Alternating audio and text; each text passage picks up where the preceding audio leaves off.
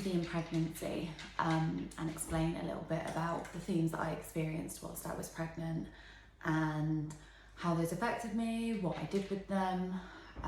So, I mean, I was really unfortunate that I had no idea I had OCD when I was pregnant. That was, I had to really think about that. That was 13 years ago, almost 14 years ago, I suppose, since I fell pregnant. And I only knew I had OCD about 2 years ago. So I had no idea when I was pregnant that I had OCD. Now looking back at it, I can see exactly how it was displayed. I can see the themes that were going on. I can see the compulsions that I was doing, because I think once you know you have OCD, you can retrospectively look and think, well, it actually displayed in this way and this happened, but at the time you have no idea. Even though I was seeing doctors about the things that I was experiencing whilst I was pregnant, as we all know, OCD is commonly misunderstood, and I was just being told that I had a bit of anxiety about being pregnant. I was just feeling overcautious. I was just being over the top because I was pregnant. I don't think it was ever even mentioned that it could be OCD. So when I first fell pregnant, I think the main things I experienced were health anxiety. It's probably the first time I really started to experience health anxiety. And that was kind of around my health, because of myself wanting to be healthy for my pregnancy, and also for my unborn child. I always thought there was something wrong, or something was going to go wrong, or I would have an illness. And so that displayed in it. So I had anemia whilst I was pregnant, but even though it was a condition I had, and I had blood tests and they said, you are anemic, I really played on that, and I made my symptoms more than I think they would have been had I not known, had I not been anxious about it. Because with symptoms of anemia, you get lightheaded, you kind of see little dots particularly when you look up in the sky and things, then when you stand up you get lightheaded. And I still experience all of those things now, because I have a really low blood pressure. I always have done, so I've always experienced a bit of dizziness and things like that. I mean, now the difference is I do absolutely nothing about it. I go to hot yoga where I do yoga and sauna like temperatures, and every time I move I feel my head kind of swim, and I just carry on, because it is what it is. It's just something I need to live with, and if one day I pass out because of it, then I'll pass out because of it. I don't really know what else I can do. But at the time, those feelings were really, really scary to me. And I thought it meant that I was going to pass out, that something was going to go wrong with me, something went wrong with me, something would happen to the baby. And so I became really overcautious about my health, about any accidents. I remember it was really icy the winter that I was pregnant, and I remember just being so scared to leave the house and walk on the ice, because I kept thinking I'm going to fall and I'm going to land onto my stomach and something's going to happen to the baby. Also had where I was living at the time, they had a log burner, and I'd convinced myself that there was a form of poison. I think I'd Googled it as well, so I don't think it was just made up. Is it CO2 poison? I can't remember what type of poisoning it is, but I convinced myself that something was poisoning me, and that's why I felt really lightheaded all the time and sick, and not just that I was pregnant. I thought there was some kind of poisoning happening. So I started Googling that, and I found out via Google, as you do, that you could be poisoned by this type of gas that comes from wood burners when you're pregnant. And I convinced myself that was happening. So even though it was freezing cold, I was like, no, we can't use that, because if we use that, I'm going to continue being poisoned and something's going to happen to the baby. So I was doing a lot of compulsions. I was seeing the doctor constantly. Whenever I had to see a midwife, I would go over all my symptoms again. I, as I said, started avoiding things like going out when it was icy, using a log bed, just anything that I deemed unsafe, I would stop doing.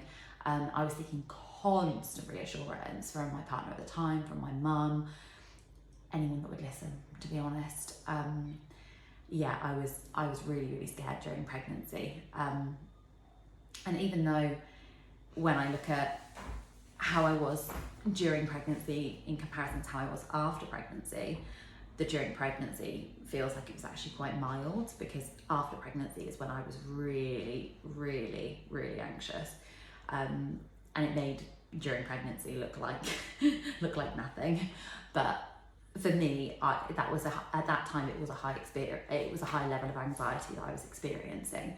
And then I would say the most anxious I got whilst pregnant was during labour, which, you know, there is a healthy level of anxiety. You know, anxiety is there for a reason. It's there to save our lives. It's there because if we're in a situation that's dangerous, we get that surge of anxiety and we react to it. So a level of anxiety is healthy. Things like giving birth, you're going to feel a bit anxious about that. We're not looking to eradicate anxiety completely, because A, it's not possible, and B, even if it was, you wouldn't want to. It saves your life. It's there for a reason. It has a purpose. But the level that we experience anxiety when we have OCD is unhealthy. It is too much, and it is to a point where we really need to look at what we're doing to make ourselves feel that way. And as we know, what we're doing is we're holding some really, really rational beliefs and some really black and white ways of thinking. So when I was in labour, my mind automatically was in a, I'm going to die, or my baby's going to die, and nothing would have got me out of that state. I was shaking so much. It's like my body was being lifted off the bed from how much I was shaking. And I had like a pethidine medication, which was not only pain relief, but they said it would also calm me down. So I had that, and then I had to have gas and air. And then when I was contracting, my contractions actually stopped because of the pethidine. And I'd already been in labour, I think about 34 hours by that point. My labour was like 49 hours, I believe, something along those lines. It was very, very long, very long, which is a long time, particularly for someone who's that anxious, to be in a situation that's going to be quite anxiety inducing anyway. But that slowed my contractions down to the point that they stopped. So then I had to go onto this machine that would restart my contractions, but it would be like having one constant contraction. So then I had to have an epidural, which I really didn't want because I was worried about side effects. And then, you know, as they're putting it in and they're saying, do not move or you'll be paralysed, I'm thinking, oh my God, I can't deal with this. But those are the lines of thoughts you have with those things. I can't deal with this. Well, you can, because you are. You have to. You have no other choice but to deal with it. So you can deal with it. It feels like you can't deal with it, and you would much prefer not to be dealing with it. But saying I can't deal with something is irrational, because you can. People deal with it all the time. You know, now I look at it and I think, yes, the birth was really difficult. I was very young as well, so I think that definitely had an impact in the sense that I hadn't quite grown up myself. So that was a really like hard situation to be in at that age. But now I look at it and I think I was in a hospital surrounded by medical professionals. Yes, a lot of things went wrong. She was in the wrong position, she had a cord wrapped around her, like anything you can think of that normally goes wrong in labour, it went wrong. However, I was in a room with medical professionals in a sterile environment with literally all of this equipment on hand. You know, if things had gone completely wrong and they needed to get out immediately, I could have an emergency cesarean and it would have been a relatively safe procedure to do. They do them all the time. It would have been clean. It would have, when you look at the fact that that's the situation that we're in now with giving birth in comparison to not even that long ago, a couple of 100 years ago, of women giving birth on their own, unclean, not clean equipment. You know, if the baby needs to come out in an emergency, it was a case of, here's a dodgy looking knife, it's not clean, we're going to cut you open, you're probably going to die. Baby might live, might not, might get an infection. So even to be in the situation we're in now with things like pregnancy and labour, like, yes, it's terrifying sometimes, it feels really, really scary, but what a good like time in the life timeline to be in that situation where everything is so well developed and everything is so safe. And I mean, yes, things do happen, of course they do, you know, things happen in pregnancy, people miscarry, all these things can happen, of course they can. I mean, the chances are a lot less than they used to be, but they can still happen.